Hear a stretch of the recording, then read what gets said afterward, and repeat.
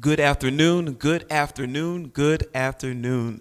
Welcome to the Fireside Chat. This is a special edition of the Fireside Chat. We're not actually by the fireplace today, but we are in the sanctuary here live at Bethlehem Baptist Church. And the reason why this is a special edition of our chat is we are very blessed to have two guests. I'm here joined with Pastor Quan, as well as two guests from the Lower Gwinnett Township where our church is located. Mark Gray, the chairman of the Board of Supervisors, is here, as well as Jamie Warman, the Assistant Township Manager. Today, we're going to have a conversation as it relates to the life of this community. What a year it is to be a public servant, and we're grateful that they're here to share about their experience as they have offered leadership to this particular township and have helped us to navigate COVID-19 as well as other projects as the township is involved in. So in a moment, we're going to ask Pastor Quan to have a word of prayer to bless this hour. I'm going to ask that you, even in your home, to be able to spread the news, spread the word about this conversation by sharing this video on Facebook. You can tag people to the video on YouTube. We want to make sure that our community knows that we are engaged with the leadership of this township, and we're going to have a wonderful conversation about issues that are pressing for this moment. Pastor? This is the day that the Lord has made. Let us rejoice and be glad in it. Let us pray. Gracious and glorious God, we thank you for this day and for the opportunity to have conversation with these leaders in our community. We pray, oh God, as we share these moments, you'll be bless us by your power, your presence. Give us insight, give us wisdom. May all that we say be reflective of our love for you and our love for one another. In the wonderful, marvelous name of our God and Savior Jesus Christ do we pray. Amen. Once again, as Reverend Tripline has indicated, this fireside chat that's held weekly is an opportunity for us to connect with our community and with our members and with the people of God at large. Even though we're going through a coronavirus and unable to meet personally, we want to continue to do the work of the kingdom here at Bethlehem Baptist Church. So the doors of the church are not closed. We're still doing God's work and will with our mission to love God and serve people. On last week, we were blessed to have Reverend Dr. J. Rod, who spoke to us so passionately about the opportunity to name and give recognition to the founder of the hospital, North Penn, which is now Jefferson Hospital, Frank Boston, that information can be shared. Today, we're blessed to have township officials, and I would ask that they would start by giving us their name and position they do, and something about themselves briefly.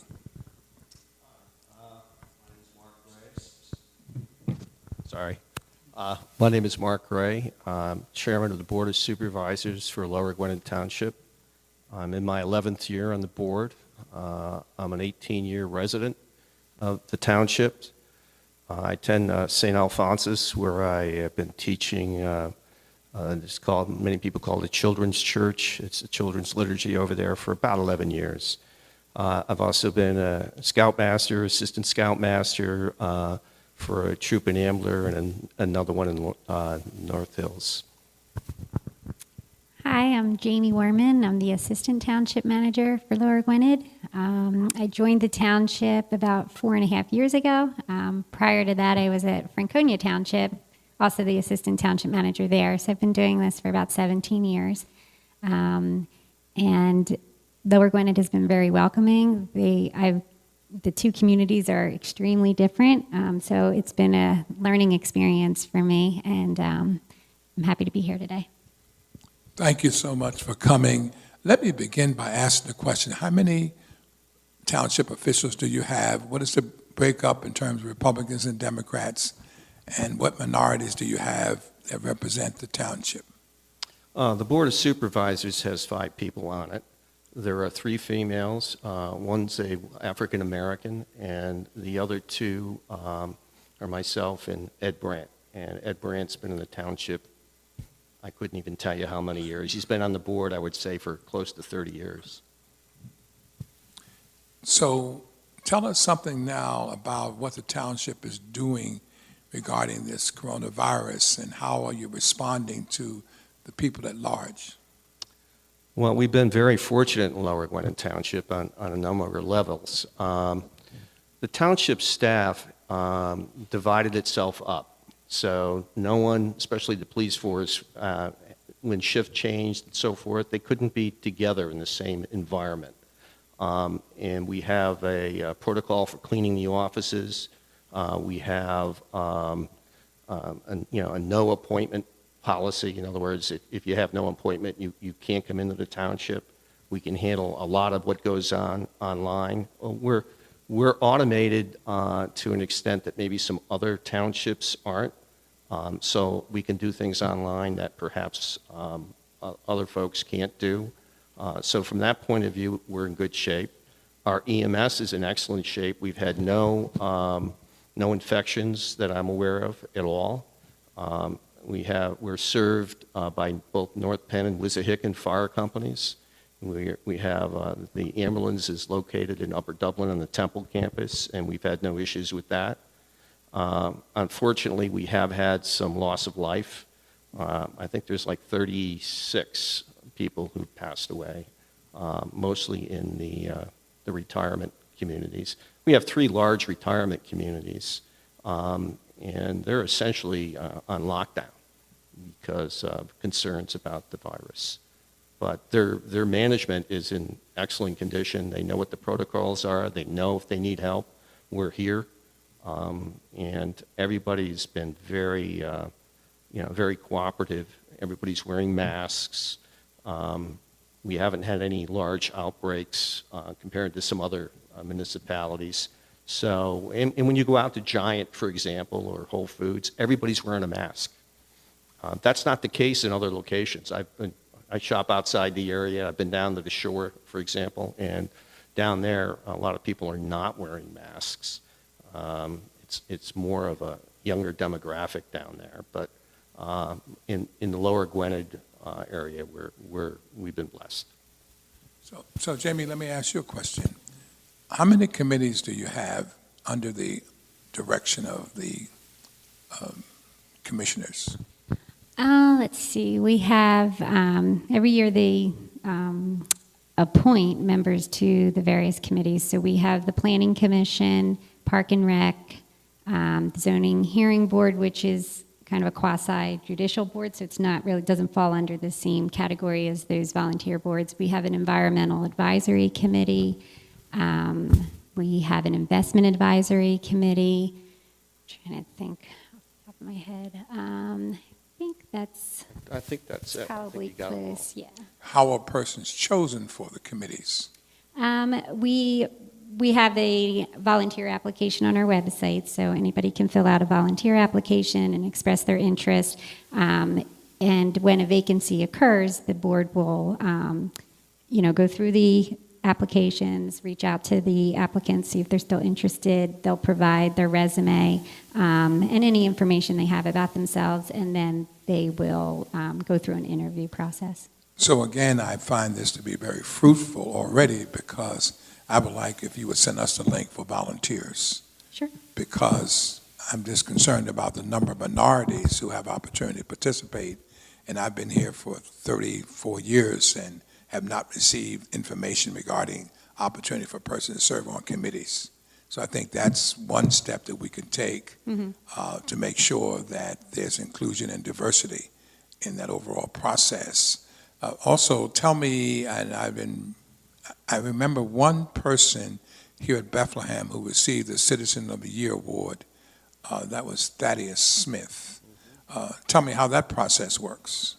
We put something in the newsletter where we solicit nominations from the residents of who they think, who they would like to see receive that. The board also gives their input on, anybody that they might have in mind. And then they kind of, hash it out and see, which person they would like to nominate. So the board actually makes the nomination, but it's based on the input they receive from either the public or... I think one of the things that we want to try to do in this whole process is develop a deeper relationship with the township. We were blessed to have Police Chief Kenny come just a few weeks ago and have a great deal of admiration and respect for him. I certainly respect what the township is doing, and I'm going to ask Reverend Triplon if he has any questions. I do have several others, but I'm going to see if he has some questions. Yeah, I definitely agree with Pastor and resound that we desire to have a robust relationship with the township. Chief Kenny as well as Lieutenant Gargan were very helpful in a conversation as relates to themes that are happening in our world right now that are pressing, as well as giving some perspective on what that means in this particular location. So overall, I would like to hear about I went to your website and I did see some of those committees that you mentioned. I'm curious to see what are some ways that our youth can also be involved in the life of this township. I wanted to know also, in addition to that, the volunteers that are, I'm guessing all of those volunteers are residents of the township itself, right? So I'm a resident of the Whitpain Township, so I would not be able to apply for that. I don't know if you have a beef with them or not, but I guess that I would not be able to apply. But I did want to clarify that if they do want to apply to be a volunteer, they do have to be a resident of the township. Yes. So what are you doing in terms of just community building in this area, things that youth can be a part of, as well as just kind of honing service projects? Well, you said a lot of things there, right? So first off, we like our Whitpain neighbors. They're fine, right? So we have two levels of volunteers, and we've only really started using the second level in the last couple of years in any great number. The EAC, it's an environmental group. It was recently formalized. It used to be called Gwinnett Green. And when I say formalized, there's a legislative requirements for some of these committees. Actually, I think all of them. And once we became an EAC, we have to follow the state laws on protocols and open records and sunshine laws and that type of thing. But on the EAC, we have, I think there's 5 members who are appointed by the board, but we have associate members. So in other words, what's an EAC? Well, the process, the whole purpose of the EAC is to advise the township supervisors on environmental issues and to actually do something about it. So I've been on the EAC and its predecessor for its entire history, 11 years now. And so any help we can get from any other citizens, including Whitpain and Ambler and Conshohocken, he moved away now, but he lives in Conshohocken. And so they come here and we have tasks. What are we focused on? Well, we're focused on the environment. Well, what's that? Well, trees are a big deal. Recycling, it's very important. Drinking water, well, there's the PFAS issue that from the air base, it's slowly leaking into our area. So all of those subcommittees have people assigned to them, and they're volunteers. We call them associate members. So we're always looking for associate members because there's so much work to do in the environmental space that we can't do it all, right? So and our meetings are published. They're the second Wednesday of the month. And we have a newsletter, and there's a website where you can go and you can look at our meetings and actions that we're taking. And we're in the process of putting in a pollinator garden. So we have demonstration projects, right? So we had a township meeting on Tuesday, this past Tuesday, and the pollinator garden was one of those issues on the agenda for the supervisors. So there's things that are out there that anybody can volunteer for. And the EAC has a very eclectic group in terms of both ages and whether they're male or female. And everybody's welcome.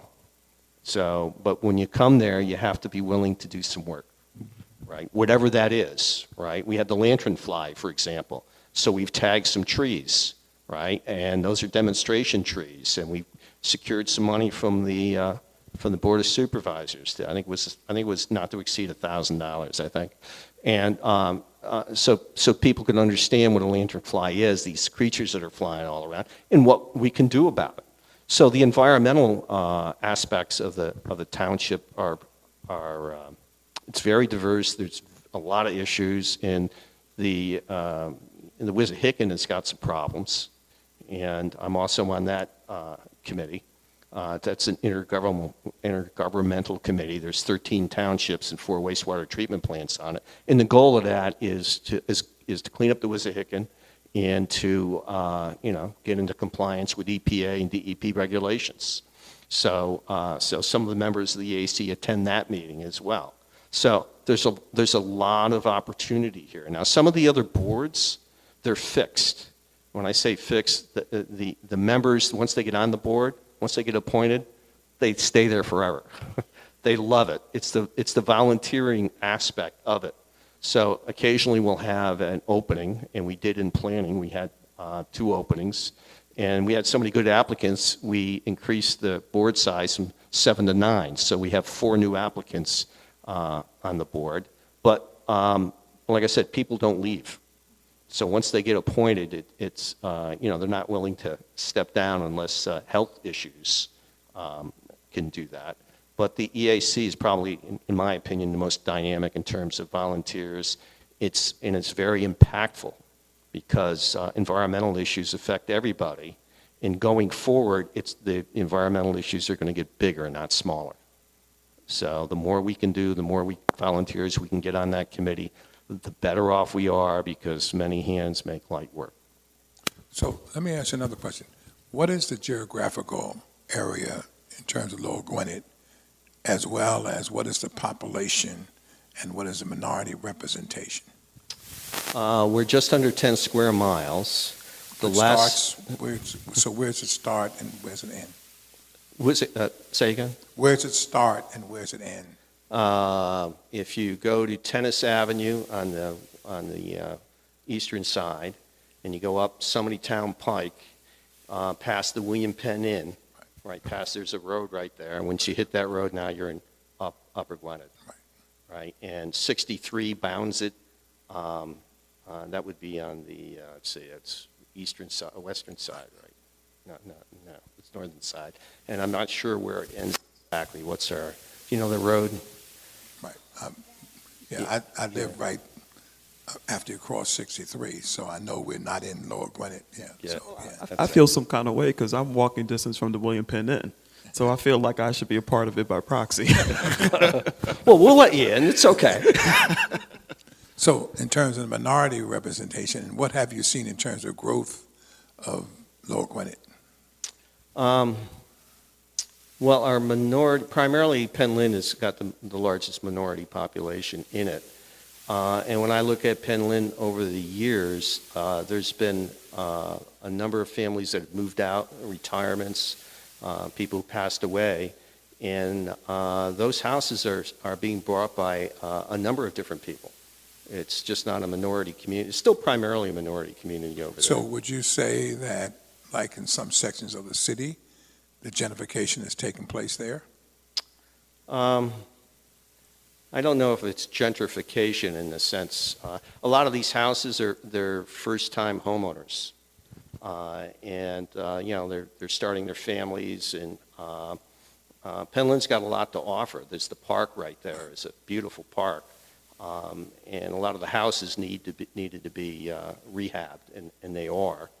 But I would say our township minority population, I think it's stable to slightly shrinking, is the way I would put it. I don't have a hard number if that's what you're asking for. One of the things I've noticed on Penland Pike is a number of vacant properties. And I know the Pike has been empty for a number of years, and I've seen some sale signs. And then further down you go, obviously, St. Mary Villa, they're building there, and then they build some homes further. So what is the overall plan to try to get occupancy in those vacant facilities? Well, we've had an overlay zone. An overlay zone allows for a redevelopment in a favorable way. And we had Bergies come in, they rehabbed. Right. Abington Health Center has opened up that end of the pike, and of course the shopping center, Whole Foods, Right. at the other end of the pike. So the middle of the pike still needs a lot of work. However, the coronavirus, I'm thinking, is going to have it's going to have an impact on the pike. A lot of these are, single proprietor businesses, and they can't open.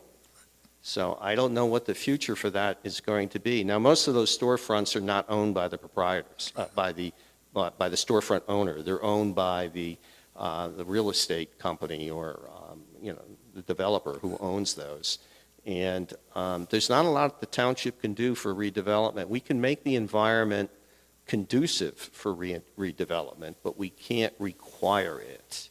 And as long as those owners just think that there's a better future, a lot of them are leaving their buildings in the condition they are. And when we get complaints, we investigate, and we'll send our code enforcement officer over there.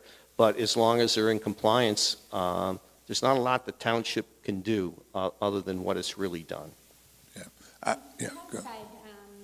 We're doing like beautification efforts. There was a committee years ago that was established. They did like the split rail fencing and the daylilies. And the townhouse, the Pete Penna project there, the townhouse took those 3 lots and consolidated them and redeveloped that area to be townhouses along with the commercial front. And then the other most recent, the township did apply and received a grant award for the Monco 2040 grant, which is going to connect some crucial pieces of sidewalk along Bethlehem Pike, just past Bergey's, so that people right near that culvert, so that people don't have to walk out into the road right there. So making it more walkable is another effort to try to help redevelopment efforts in there. And along also the Pike Fest event that we had held for the past couple of years that has been canceled this year because of COVID. But that the intention of that was to bring people to the Pike and let them see what Lower Gwinnett has to offer. And get squatters too. For the lantern flies, apparently. Yes, they were a big hit. And we still have some, actually, so if you want one, you can stop by. But so that effort was to try to draw attention to these small businesses and hopefully, help in redevelopment efforts. So in terms of the faith-based community, how many houses of worship are in Lower Gwinnett? Oh, I've never counted them up. I know there's a number of them, but I just don't know the total count. No one's ever asked me that question. Well, again, as I look at Penn Lynn, and obviously I don't think there's any other African-American congregation in Lower Gwinnett. I could be wrong. On the other hand, there have been a number of congregations, obviously, that have become part of our community, and I was wondering again whether or not there's any kind of connection with those faith-based groups. There's no, that I'm aware of, there's no effort to expand any faith-based groups. They're always welcome. The old YMCA Right. was converted. I think that's probably the newest one. They've done a great job there, too. Yeah, they did a fantastic job. And the parking lots are full on Sundays, Right. so, yeah.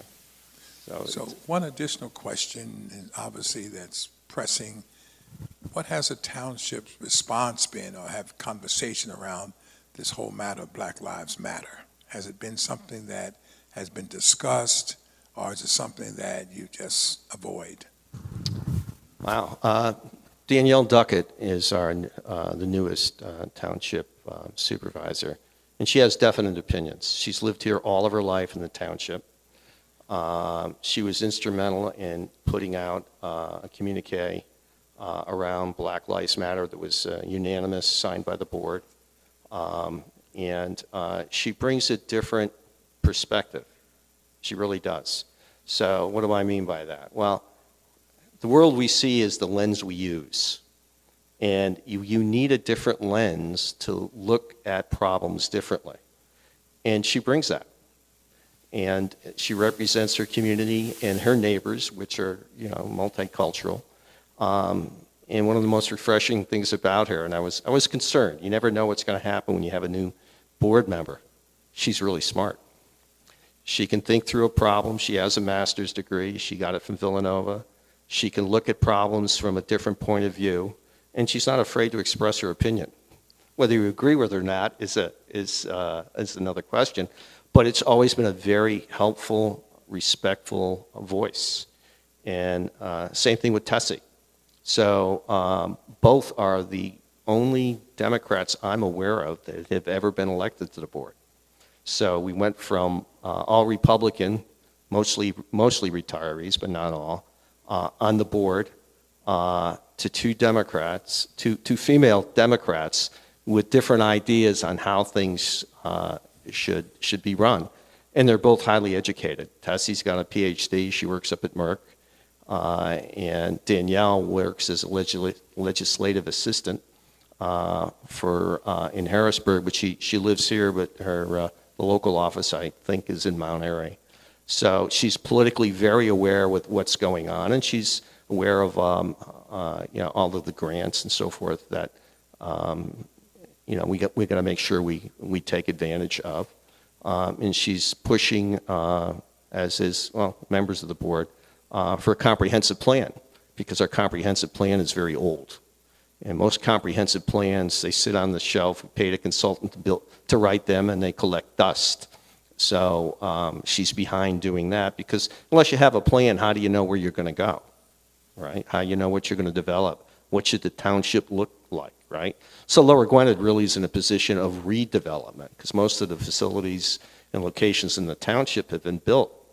They're built out, not everything, but a great many of them are. So what does a comprehensive plan look like? And she's strongly advocating for it. So all of that's pretty refreshing, right? So in around Black Lives Matter, she said something to me, now I've heard it repeated, so I don't know how many people have repeated it. But until Black Lives Matter, all lives can't matter. Now, when she first told me that, I was like, I didn't think of it that way, because all lives do matter, right? So this is a religious institution, and we know that because it's the truth, right? But if Black lives don't matter, and to some people, apparently they don't, look at Mr. Floyd, how can everybody's life matter? So she's very in tune with all of that. And if you don't think so, you can always ask her. She'll. So in light of that, has the township made a statement regarding whether it's Democrat or Republican that Black lives do matter? Yes. We put that in writing. And if you recall, I don't know what Chief Kenny told you, but he came out with a statement as well. And the statement from the board came out right after that statement as well. So we worked on it for a while to make sure we got the language right. We don't want to incite anybody, but we want to have factual content around what happened, the systemic racism issue, what it means, and have everybody agree, and it had to have gravitas, it had to have meaning. So we worked on it for quite a while. We put that out, and I think it's still on the township website, Jamie, you know? It was a resolution. Yeah, it was a formal resolution that was adopted by the Board of Supervisors. And one of the items that were included in that resolution was the commitment by the board to hold a community forum, town hall type of event where the community would be invited in to kind of discuss these types of issues and just improve the relationship between the elected body and the residents.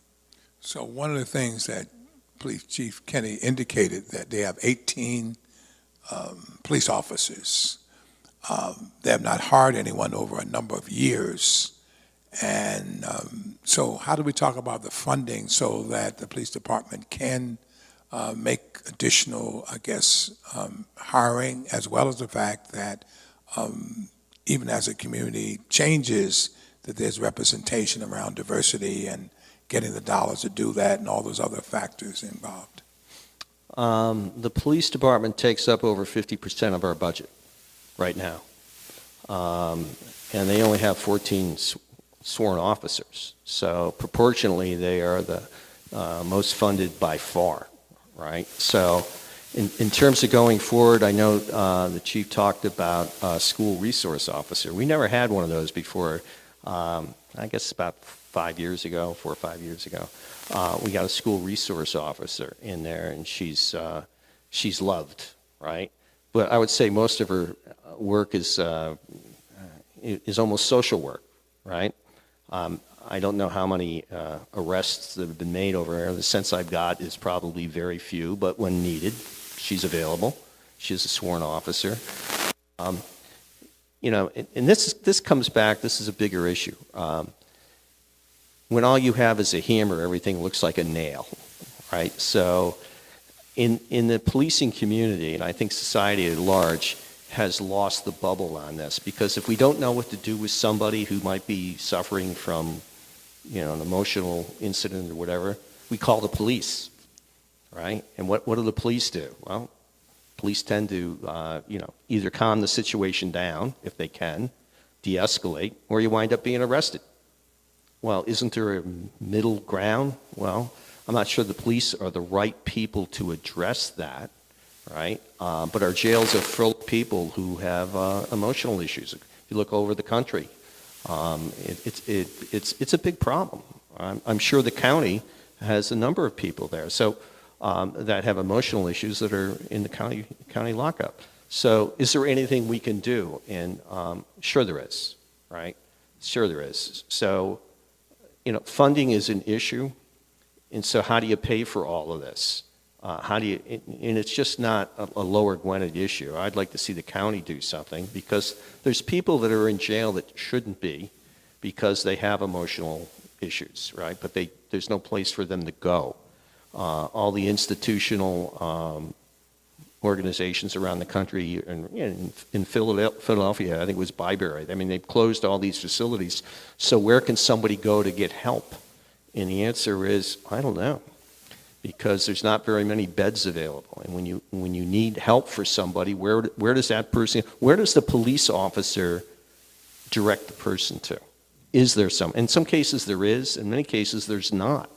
You know, emotional well-being is something that everybody is, you know, subject to, right? We all have issues. If you've lost a job, you know what that's like. It can be emotionally devastating. Especially now, people have lost their businesses. Where do they go? What do they do? And the statistics I see is that, you know, child abuse has increased. That's terrible. But the parents are, you know, they're not healthy at the moment. So what can we do with that? I think it's an opportunity to rethink our healthcare system a little bit, but I think the county could be able to help. You know, would we be willing to allocate some resources to establish a wider group, or a group at the county level, who could help, you know, a social worker that the police could call in and be available within 15, 20 minutes, whatever. I don't know that we really have that at the county level, but that would be certainly something that I'd be interested in knowing if we could fund that, or fund Lower Gwinnett's share for sure. Because the fewer people you have behind bars, the better off you are for everybody, including the taxpayer, right? So they have a place to go. You know, helplessness or hopelessness is when you don't see that there's any light. That's devastating to a lot of people, and that can result in some unpleasant situations. Let me do this, because you probably have already sensed the fact that I'm a political person. And I want to know from you, Jamie, what caused you to run for this office, but at the same time give Reverend Triplin an opportunity to ask some questions. If I had lived in Lower Gwinnett, I would have run for office. I'm glad that there's an African American on the township now, because I think it's been too long. And I'm hoping, even as we talk about Democrats and Republicans, that they're working together, not divided, that the welfare of the community will be in place, whether you are Democrat or Republican. But I think the township is long overdue in terms of minority representation. I've been here long enough to know that I've seen this community change. Some progress has been made, but a lot still has to be made. When I came here, African Americans were buried in Rose Valley, and persons of other colors were buried at Rose Hill. I've seen a change, and we talk about Penn Lynn, when basically that's a minority community lived, but now with the housing development that's going on, Montgomery County has seen a number of African Americans move in different complexes and townhouses and all the other kinds of things taking place. So no longer are we just marginalized in some particular community. Even though I think sometimes what we do is we refer to Penn Lynn or Ambler, parts of Ambler and Pottstown, others as the black community as opposed to a larger community.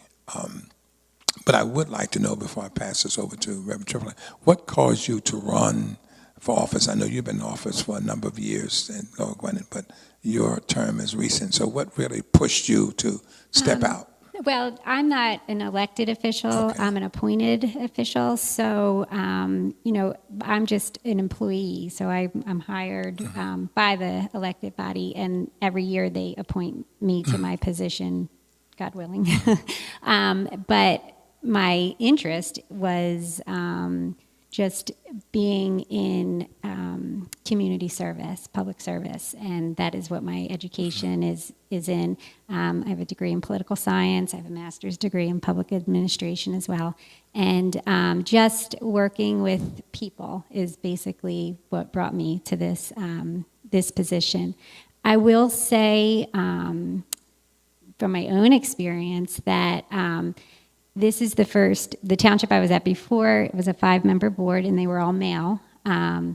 I'm pretty sure they were maybe all Republican. I don't know what the political makeup, because we're a non-political position. So this was the first opportunity where I've worked with the elected body that actually have females on it. And I do think that they bring a different perspective to the table.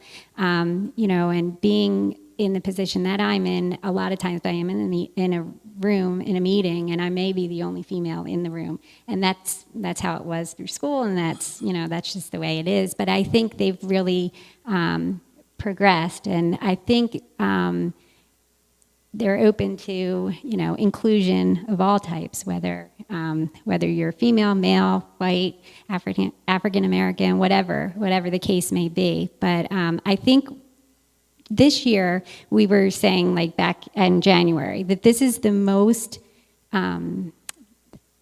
activity we've had with people in the community submitting volunteer applications and wanting to be on these boards. And I think that is that demonstrates, it indicates like people want to get involved. And I do think that maybe the change in the board spurred that desire in people, where they think, wow, it's not all set in stone. I can come out and maybe they're going to give me a chance and I can make a difference. And I think we're seeing that because of the response that we had to the volunteers.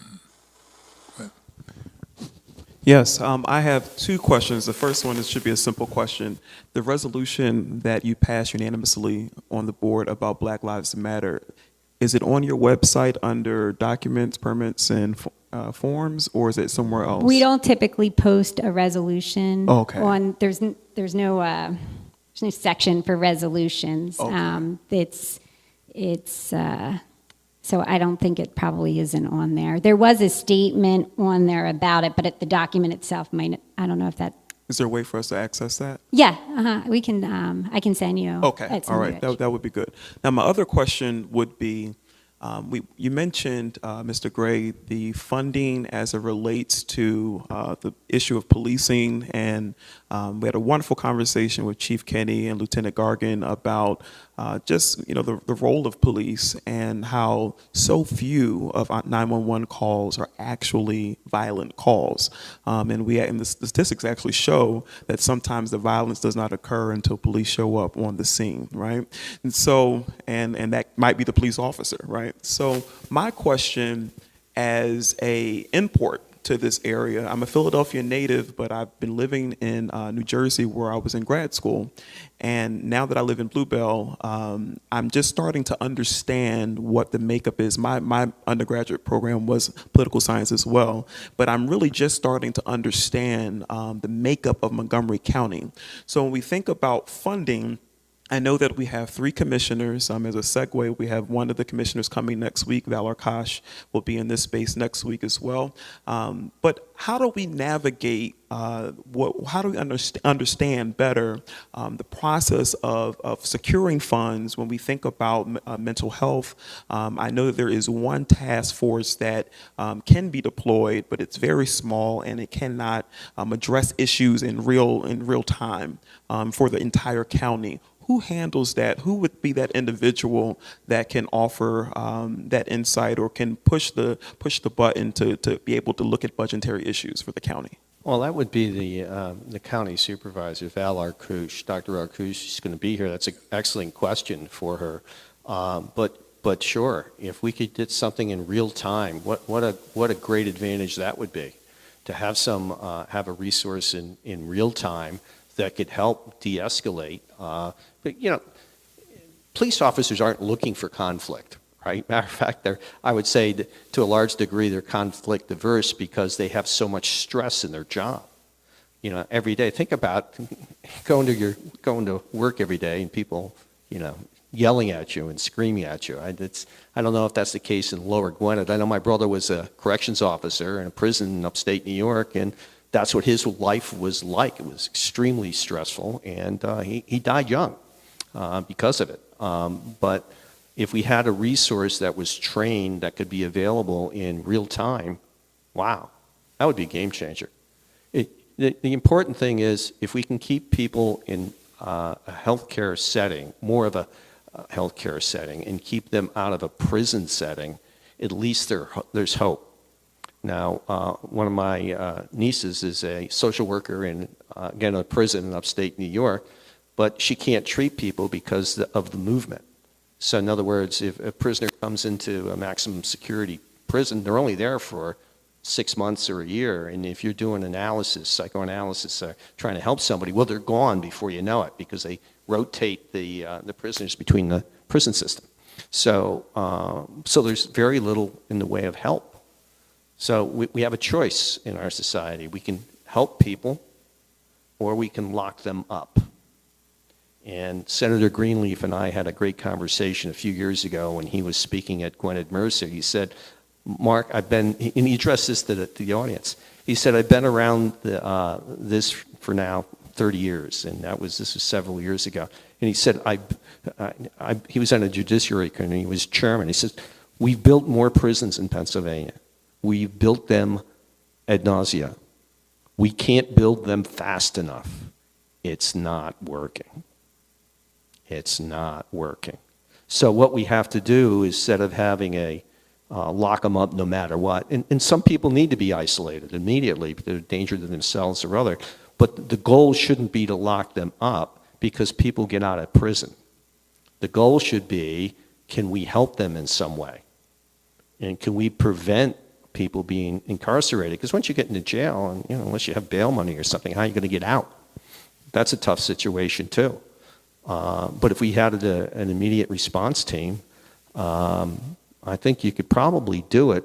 You could probably do the whole county probably for something on the order of what we spend in Lower Gwinnett for the police department alone. I don't think, it's not like they're going to need equipment and police cars and prison cells and fingerprint utility and all of that. You need somebody that can come out and of course, but we do need the infrastructure behind it, right? So if somebody is in need of hospitalization, where do we go? That part would be very expensive, but I don't see why we can't do that. Actually, that was one of the things when I was most disappointed in with Obamacare, because initially mental health was going to be treated. At least my understanding was mental health was going to be treated the same way as any other health issue. I said, well, it's about time, and it didn't happen. And the result of that was that if you're in need of emotional support or if you need a bed, right, immediately, where do you go? There's not much out there right now, and there hasn't been for a long time. And emptying the institutions was in the 90s. I guess that was a good thing on one respect, but on another respect, it wasn't, because Now you have street people. Now we don't have as many. There's some programs, but we went from one extreme to the other. Being in the middle. And there was a sermon here on Martin Luther King Day, and I loved it. It was where do you belong? You belong in the middle.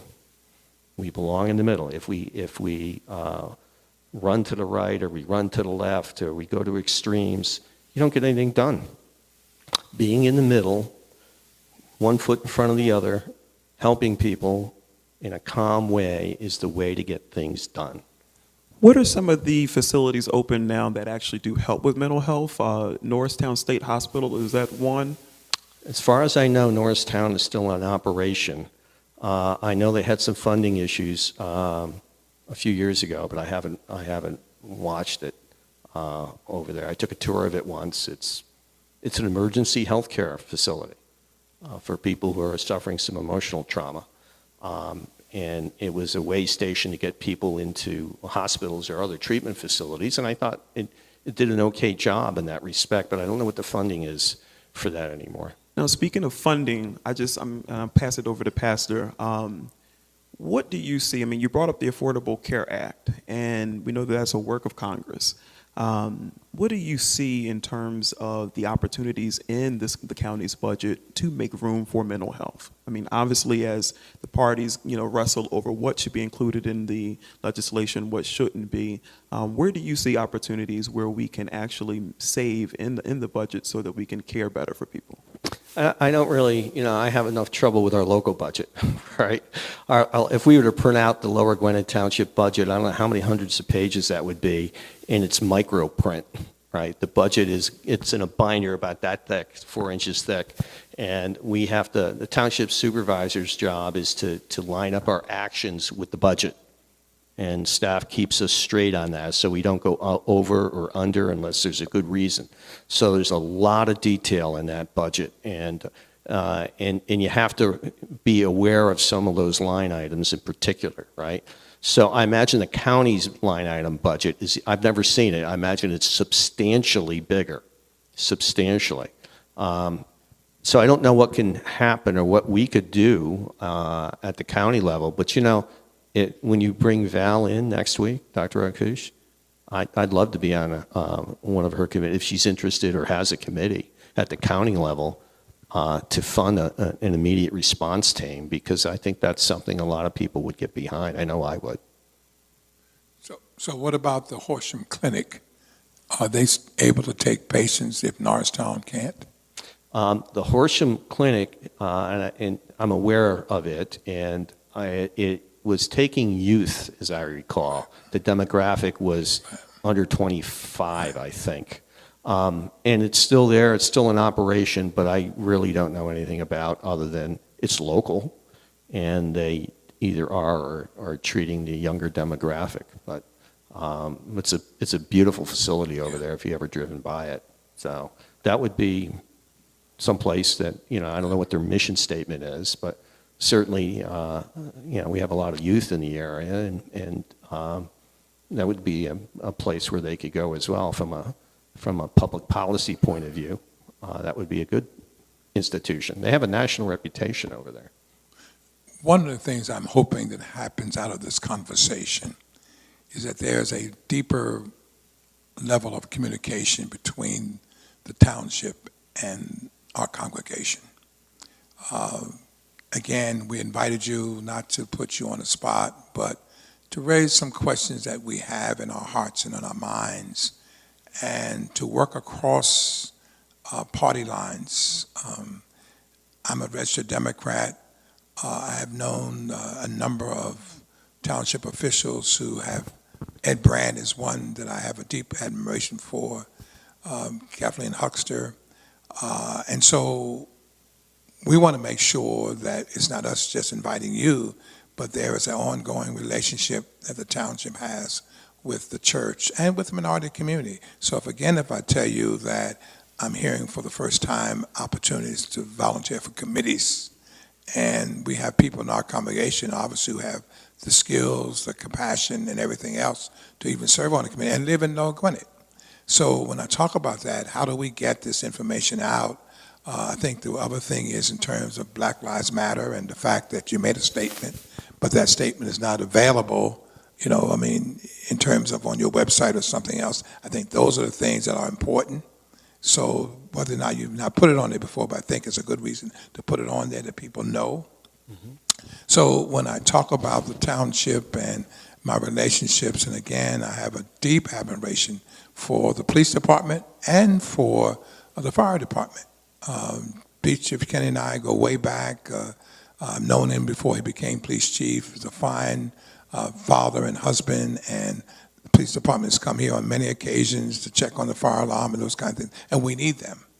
And so when I talk about working across racial lines, and to be honest, in the fact that you now just have several women when you didn't have women before, or you have several minorities and they may be raising questions, which we should, but how do we work in terms of diversity and inclusion and being intentional about getting people to serve on various committees, being intentional about that. And I'm not sure if you're intentional about, okay, we have X amount of committees, we want to make sure that those committees are representing our community. And how do you do that if you don't put that information to particular churches? Here again, when I look at the church that purchased they've done a great job. I think it's a Korean church. The church that purchased Bethlehem, our old site, it's a Chinese congregation. So we do have different ethnicities in our community. How are we doing that? Also, when I look at the businesses on Penland Pike, I'm not aware of any African-American business, even though you're absolutely right. I go to the post office and I see a number of those places are closing now as a result of this coronavirus and things. So that becomes difficult. But the overall plans in terms of increasing minority participation, increasing women, working together across racial lines or working across party lines, very difficult time which we're living in. People take particular stance, and sometimes it creates division. But we have here in this church Democrats and Republicans. We have made an effort to become a multicultural church, inclusion and diversity. You see that up there. So we were predominantly an African American church. So we're working hard to make sure that people of all ethnicities come to worship. You indicated that you have been here for the Martin Luther King service, and we have a wonderful relationship with former congregation Bethel that was here, but now in Horsham. So even in terms of looking at demographics and how do we, improve, and whether or not you're even looking at the church in terms of, do you have insight that you could provide to us? Nobody's ever come, and we have some competent people. You see this young man right here. We have so many people in our church who have the gifts. So have you sought to say, well, what can the church do in terms of helping the township? I'm not sure. It's just a win-win on both sides. So I'm hoping after this discussion, this is the beginning of an ongoing, not only conversation, but ongoing working. We love our community. We were able to purchase a home which belonged to Kathy next door. This is a great facility. We want to make sure that we're good neighbors and want to make sure that this is a place where people of all walks of life can come and worship, have social activities, and do all the things that are needed in our community.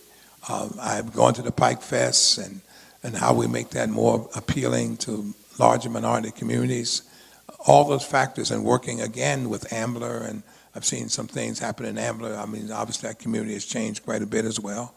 But, just working together, that's my whole point. And how can we develop a working relationship that will be beneficial to all of us? And so I appreciate your presence. You're not on the hot seat. You're 6 feet apart. But feel free to contact us. And if there's anything that we can do, we're here to do it. And I'm just grateful that I'm part of this community. And as I indicated before, we live in Montgomery Oaks, which is right off of 309 and 63. And if I had moved just a little further down, I would have been running a long time ago, because I love politics. I think it's important. I think the need for people to vote is crucial. The census, what are you doing in terms of the census? Have you made an effort in terms of getting people in the township to fill out the census? Yes, and we've got send our newsletter. I had staff prepare some numbers. I don't know if you brought the numbers with you, Jamie, about where we are with the census right now. We have right now we're at a 74.7% response, but we have a designated web page on our website for the 2020 census, and we did sign on to be an actual partner for the census. The woman from the Census Bureau came out and did a presentation back in February, probably. And we've been posting on social media and just keeping an update. One of the most recent updates was that they've moved the deadline from October 31st up to September 30th now. So, we've been encouraging everybody to complete their census and get counted. So the last question I want to ask, and maybe he has one additional question, in terms of, we have been working over 25 years with Interfaith Housing Alliance. So is the township aware, even though they are in, I guess that would be Upper Dublin, in terms of, they're in Ambler, but are you aware that there are homeless families in our community, and we house them here in our church, been doing that for a number of years. Have you, as a township, done anything in terms of helping, homeless families, or are you working with the Y, as the Y has, gone through this transition regarding opening up the facility again and providing care for families and those kind of things? So tell me in terms of what you're doing for the larger community. When I talk about interfaith, or I talk about, I know the Boys Club is in Lansdale and those kind of things. So what are you doing in terms of civic things? Well, in terms of housing the homeless, there's never been a requirement. No one has ever come, that I know of, no one's ever come to the township and said, hey, look, we have a number of homeless families. Well, I knew you were, the facility here was housing some homeless people. But other than that, no one's ever knocked on our door and said, hey, look, we have a housing crisis. We have some people that need a place to live today. Do you have anything? In terms of housing, most of Lower Gwinnett is single-family homes. So there's no real, I guess there's some condos off of Somebody Town Pike. That's pretty much it. It doesn't mean that we couldn't help. It just means that I'm not aware of anything. Jamie, are you aware of any demands? No, I'm not. I don't know if anything comes through the Lower Gwinnett Business Association, if they do any type of outreach. But I'm not aware of anything. But here again is talking about connecting again. Montgomery County Housing Authority that provides, whether it's not Section 8 vouchers, but Joel Johnson is the CEO there. I mean, I think those kind of things, even though there may not be a need, but having connection with someone in the county who deals with this. So if somebody comes to you, I think relationships are important. And I think, again, in terms of having a relationship with Montgomery County Housing Authority, I happen to be the vice chairperson of Montgomery County, which is responsible for all the public housing in Montgomery County. I think that's something the township should be connected to, whether or not it's or not. They know exactly who Joe Johnson is. They know exactly in terms of the housing authority, or whether or not it's mental health, those kind of things, whether or not it's located in the community or not, but you're still part of Montgomery County. And so we got to sometimes cross the line a little bit and make sure that your connections are related to the total community. That's the point I'm making here. And it's not an indictment. It's just an opportunity for us to engage again, Because, again, we have you here, but we have a lot of members who don't live in Lower Gwinnett, but the church is in Lower Gwinnett. And we want to make sure that we have connection with the people here in this community, as well as other communities. So again, we're reaching out to Val Akash and others in our total community. We're going to reach out to Marsha at Interfaith. We work again with the mayor of Ambler. We did that march in Ambler. I saw several persons, it's the last thing, who was standing, I was wondering what the township response was, who was standing on the corner of Pendon Pike and Norristown Road, Black Lives Matter. Have you seen those several individuals there on the corner there in the Veterans Park? Yep. What has your response been to see those individuals there? Has anybody commented about that? Has anybody said anything about that? I've heard comments like, who are they and what are they doing there and where do they come from and are they Lower Gwinnett residents? And the answer is, Pretty much, from what we know, they're not Lower Gwinnett residents. It's a public park. They're welcome. I know the police have had a conversation or two. They're welcome there. It's a public property, and if they want to protest and put signs out there, that's fine. We're in favor of community action. At least I know I am. I could say several members of the board are.